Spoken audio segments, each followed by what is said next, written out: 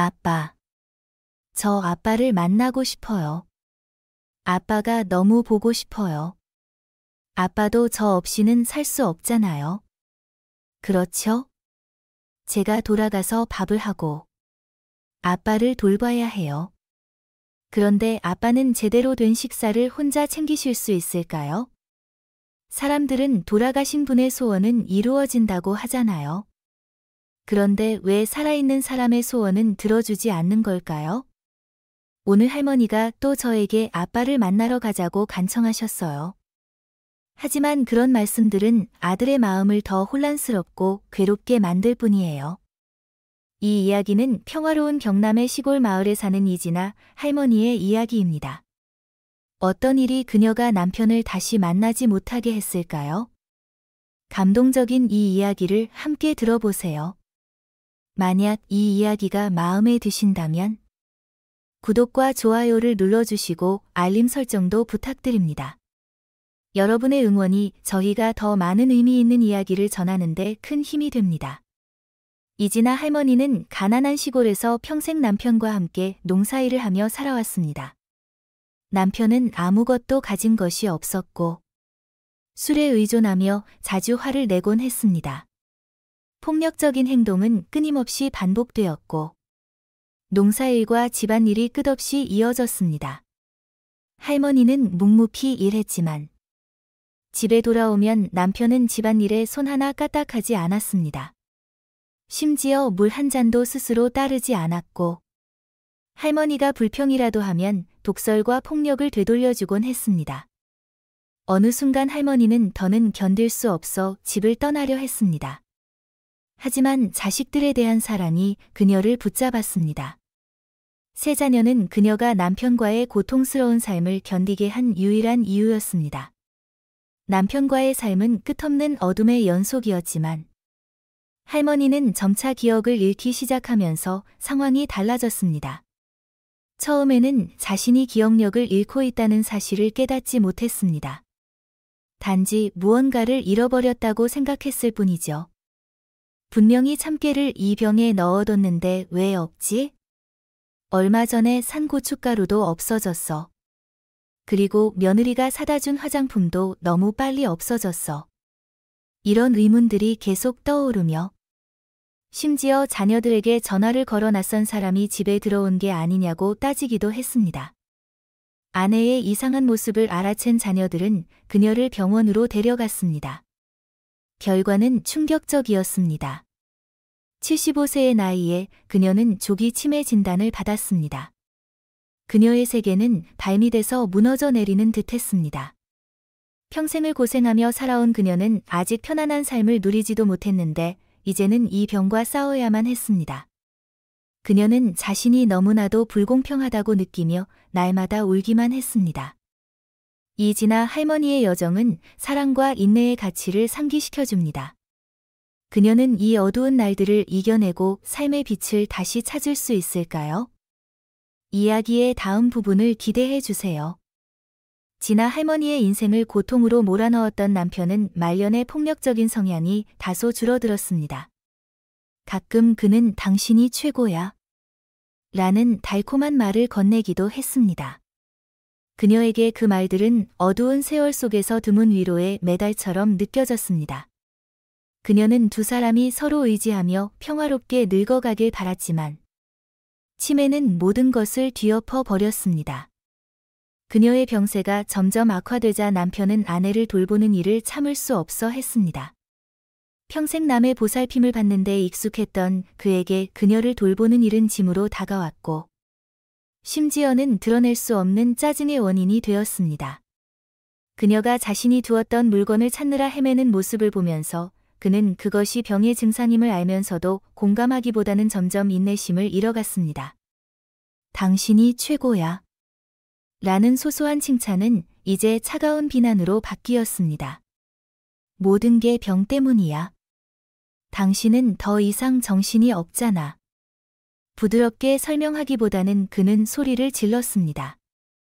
이미 감정을 통제하기 어려운 치매 환자인 그녀에게 그의 비난은 불안감과 분노를 더욱 깊게 만들었습니다. 왜 날 믿지 않는 거야?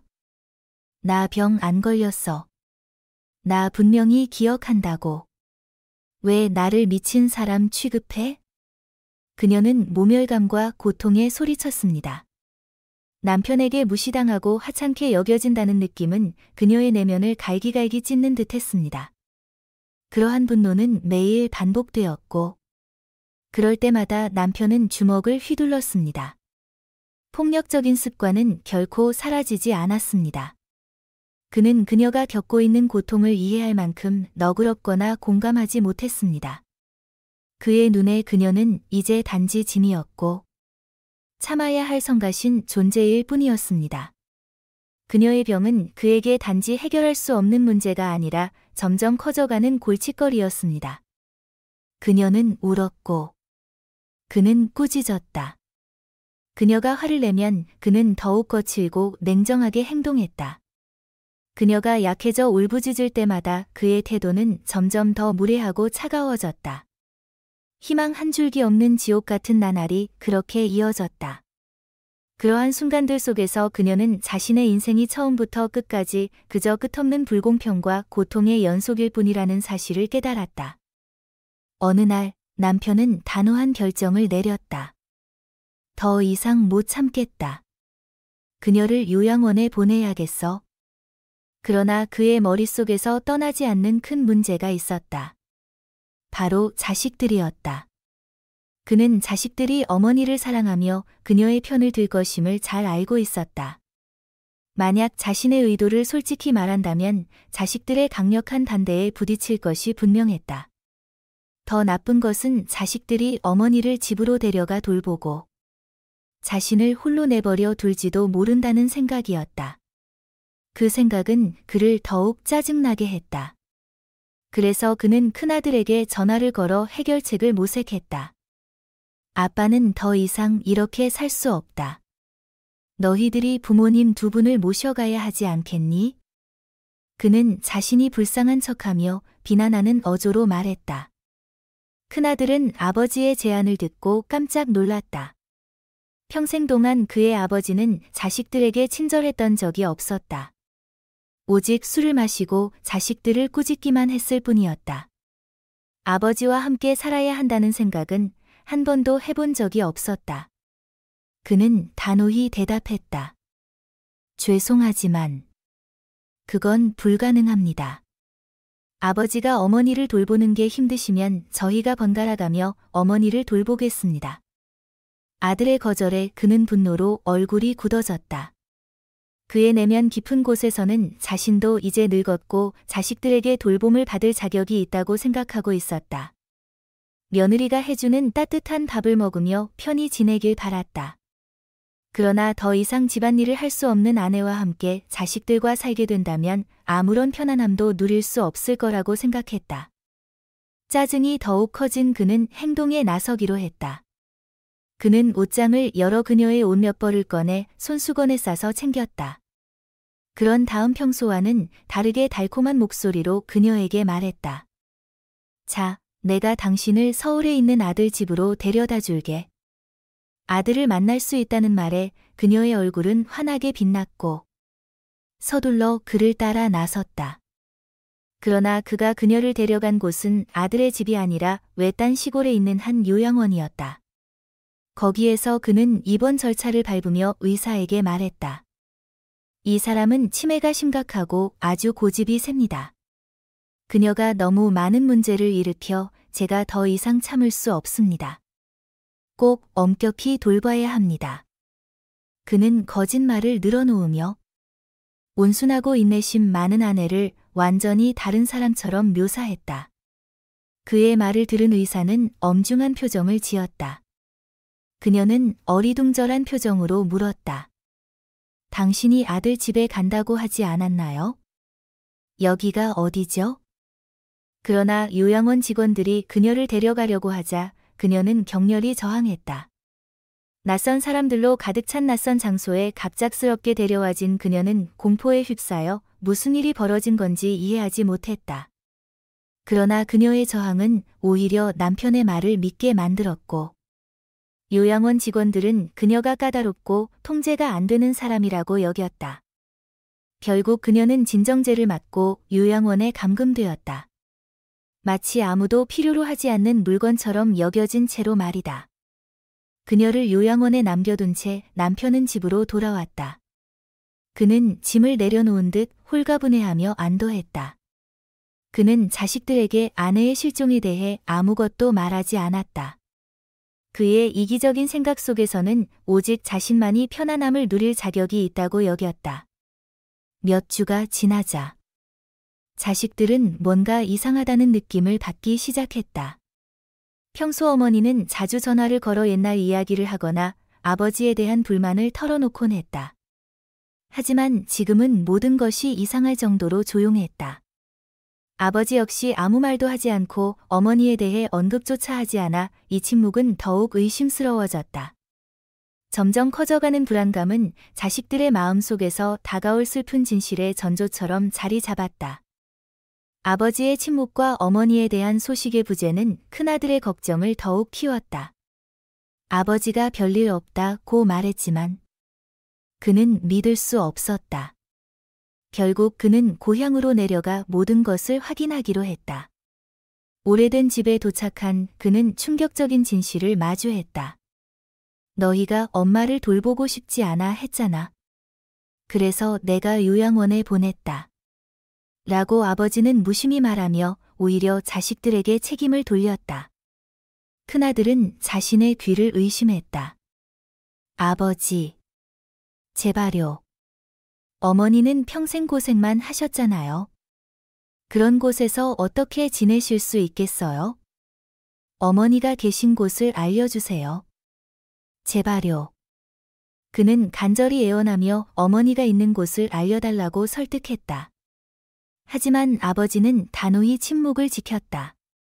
그는 자신이 홀로 남겨질지도 모른다는 생각에 아내가 자식들과 함께 지내며 돌봄을 받는 것을 견딜 수 없었다. 그 순간 큰아들의 아버지에 대한 효심은 산산조각 났다. 평생을 헌신한 아내에게 이렇게 잔인할 수 있는 사람이 과연 아버지일 수 있을까? 그는 더 이상 말을 아끼고 싶지 않았다. 집을 나선 그는 곧바로 인근의 모든 요양원에 전화를 걸기 시작했다. 수많은 통화 끝에 마침내 어머니가 있는 곳을 찾아냈다. 그리고 지체 없이 어머니를 데리러 그곳으로 달려갔다. 그녀를 다시 만난 순간 큰아들은 눈물을 참을 수 없었다. 불과 몇 주 만에 어머니는 너무나 초라하고 약해져서 아들이 알아보지 못할 정도였다. 어머니가 평생을 희생한 아버지 때문에 이렇게 고생하시다니. 그는 어머니를 끌어안고 오열했다. 그러나 그녀는 흐릿한 기억 속에서 그의 손을 뿌리치며 물었다. 아버지는 어디 계시니? 아버지가 보고 싶구나. 그녀는 자신을 버린 사람이 바로 남편이라는 사실조차 잊고 있었다. 어머니는 집으로 가야 해요. 아버지는 어머니 없이는 못 사세요. 어서 집에 가서 아버지를 위해 밥을 지어야지. 그녀는 이런 상황에서도 여전히 남편을 돌보는 일만 생각하고 있었다. 평생 남편을 위해 밥을 짓는 것이 그녀에게는 놓을 수 없는 사명이었다. 그것을 하지 못하는 것이 그녀를 불안하게 만들고 자책하게 했다. 큰아들은 그런 어머니를 보며 참을 수 없는 고통과 무력감을 느꼈다. 어머니, 그런 분을 위해 왜 평생을 바치셨어요? 왜 그분이 어머니를 얼마나 힘들게 했는지 모르세요? 그는 어머니에게 화가 났고 그녀가 아버지에게 보내는 맹목적인 사랑에 분노했다. 하지만 그는 어머니를 집으로 데려와 형제들과 함께 번갈아 가며 돌보기로 했다. 어머니를 돌보는 일은 결코 쉬운 일이 아니었다.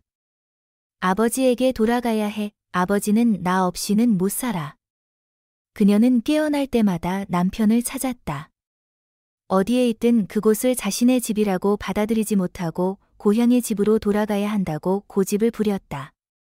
자식들은 남편이 그녀를 버렸다고 설명하려 했지만 그녀는 믿으려 하지 않았다. 너희 아버지가 그럴 리가 없어. 그분은 나를 사랑해. 당장 집으로 데려다줘. 그녀와 자식들 모두 깊은 고통 속에서 헤맸다.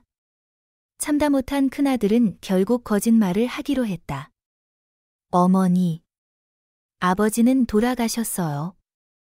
그는 이것만이 어머니가 진실을 받아들이도록 돕는 유일한 방법이라 생각했다.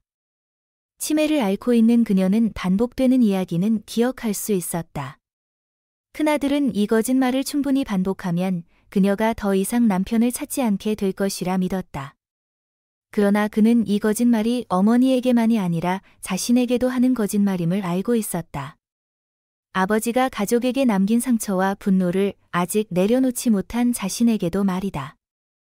아버지가 죽었다는 말을 듣고 그녀는 매일 울었다. 슬픔, 후회, 그리고 멈출 수 없는 그리움의 눈물이 그녀의 뺨을 타고 흘렀다. 어느 날 그녀는 자식들에게 말했다. 아버지의 묘에 데려다다오. 하고 싶었지만 평생 말하지 못한 이야기를 하고 싶구나. 그녀의 간청에 자식들은 그녀를 무덤으로 데려가기로 했다. 한적한 무명의 묘지였다. 그곳에서 그녀는 무릎을 꿇고 흐느껴 울었다. 마치 모든 감정을 쏟아내듯 말이다. 그녀가 내뱉는 말과 울음은 남편을 향한 그리움과 원망이 뒤섞인 것이었다. 그 순간 그녀는 자신을 수십 년간 억눌러왔던 감정의 짐에서 벗어났다. 그날 이후 그녀는 남편을 더 이상 언급하지 않았고 그녀를 돌보는 일이 한결 수월해졌다. 자식들의 사랑과 보살핌 덕분에 그녀는 서서히 회복되었다. 자식들은 그녀를 낮 동안 돌봐주는 센터에 데려갔다. 그곳에서 그녀는 삶의 작은 기쁨들을 되찾았다. 그녀는 점점 미소 짓는 날이 많아졌고 여러 활동에 참여하며 활기를 되찾았다. 그녀는 생애의 마지막 날들을 가족의 따뜻한 품 안에서 보냈다. 그녀가 꿈에도 그리던 일이었다. 반대로 모든 것을 잃은 남편은 이제 외로움 속에 살고 있었다. 아내도, 자식들도 곁에 없는 그는 점점 나이 들어가며 건강이 악화되었다. 그는 자식들에게 연락하려 애썼지만 아무도 응답하지 않았다. 그의 메시지는 한결같았다. 아버지가 무슨 잘못을 했기에 너희가 이러는 거냐? 제발. 한 번만 아버지를 만나주렴. 이것이 아버지의 마지막 소원이다. 그러나 그의 모든 메시지는 침묵 속에 묻혔다. 그는 자신의 잘못을 끝내 이해하지 못한 채 늦은 후회 속에서 남은 생을 홀로 보냈다. 한평생 이기적으로 살아온 그는 결국 돌이킬 수 없는 외로움으로 대가를 치렀다. 사람들은 종종 말한다. 인생은 사랑하는 사람들과 함께 마지막을 보내야 비로소 완전해진다고. 이 이야기는 우리에게 중요한 교훈을 준다. 가장 가까운 사람들에게 감사와 관심을 표현하는 것은 결코 가벼이 여겨선 안 된다. 후회가 밀려오기 전에 사랑을 주는 것이야말로 우리가 해야 할 일이다. 오늘 이야기를 들으며 어떤 생각이 드셨나요? 당신의 생각을 나누어 주세요. 다음 이야기에서 다시 만나요. 경청해 주셔서 감사합니다.